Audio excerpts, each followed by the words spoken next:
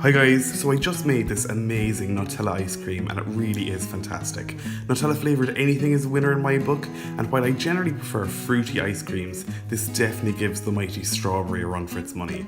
I served it up with some coconut tiramisu. Stay tuned for that video. Start off with a big saucepan and add 300 millilitres of cream to it, followed by 600 millilitres of milk. Put it onto a medium-low heat to just bring it to a gentle simmer. You don't want this to boil at all. As that's coming to a simmer, take 5 egg yolks and you're going to add 150 grams of caster sugar to it. I'm just doing that by sitting on a weighing scales, re-zeroing, and then adding the sugar. Once that's done, take it off the scales and whisk it up with a balloon whisk so that it's all a nice consistency and light in colour. Then set it aside while you weigh out the Nutella. Remember to re-zero the scales again. Then weigh out 500 grams of Nutella. You need a really big jar for this, and this is a lot of Nutella, I know that, but it will make for a lot of ice cream, and this will last forever in your freezer. You don't have to use it all up in one go. Although, that wouldn't be so bad. Once you have 500 grams or thereabouts, just set it aside until later. Once your milk and cream starts to steam but not boil, take it off the heat to incorporate with the eggs and sugar. Do this by whisking in the warm milk and cream into the eggs little by little, and just be careful not to do it too quickly, because if you do it too quickly, you'll be adding too much heat to the eggs and you'll have sweet scrambled eggs and it'll be gross. Once it's all been added and whisked in, go ahead and return it to the saucepan and place it back on a medium heat. Whisk it again for just a minute while it comes up in temperature slightly.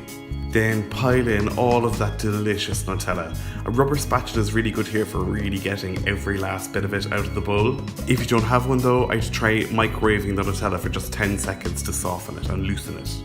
Now it's probably a good idea to go back to the whisk to whisk this up and help to break up that big lump of Nutella in the middle of the ice cream and incorporate it into the custard.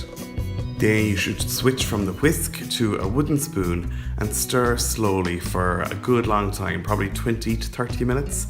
But just be patient and calm and don't rush it. And I can't think of anything calmer than doing this. This was just so mesmerizing looking into this pot. You need to do this slowly over a medium heat so that the custard will just thicken.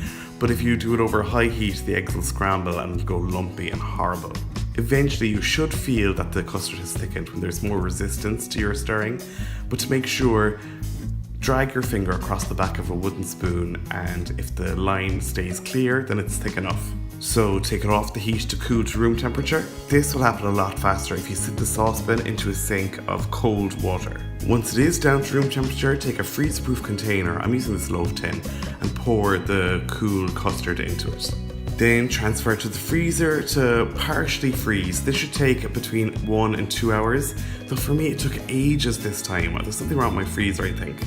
So a few hours later, I got the cup from my NutriBullet and poured the semi-frozen custard into it and blitzed it up until it was completely smooth. You can use any blender you like for this, or a food processor as well. And sorry it's so dark, this was so late at night when I was doing this. So late in fact that I just blitzed it the once. When normally you should blitz it, then freeze it again, then blitz and blitz one more time before you freeze it overnight. Then take it out just before serving. You can see I took a little taste of it first. Then scoop it out into the best domes you can make. Serve it up and wait for the best praise you've ever gotten for anything you've ever made. This is so delicious. And I hope you'll agree that it was very straightforward as well, and I hope you give it a go at home. If you liked this video, be sure to hit the like and subscribe buttons below. You can check me out on social media if you like. All the links to my accounts are in the description, as well as the link to my blog where you'll find this full recipe at www.rookiecook.org.